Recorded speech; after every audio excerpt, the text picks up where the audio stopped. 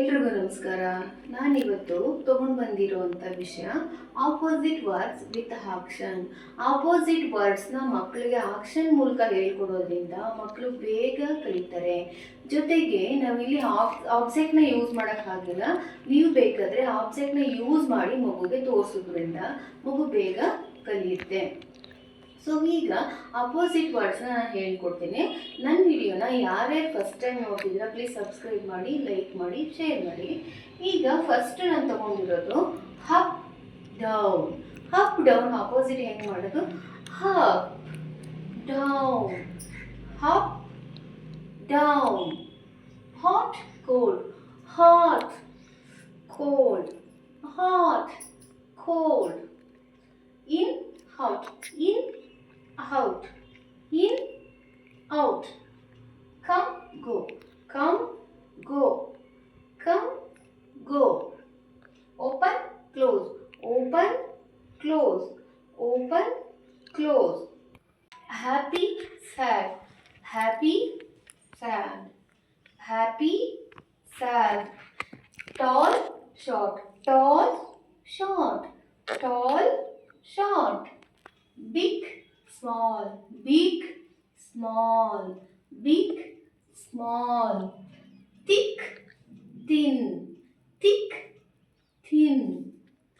Slow, fast, slow, fast, slow, fast. ಇನ್ನೊಂದ್ಸಲ recap ಮಾಡ್ತೀನಿ. Happy, sad, tall, short, big, small, thick, thin. Slow, fast, slow, fast, slow, fast. Next ಈಗ left and right, left, right, left, right. ನಿಮ್ಮ ಹ್ಯಾಂಡ್ನ ತೋರಿಸಿ ನೀವು ಅಕ್ಷರನ ಹೇಳ್ಕೊಂಡು.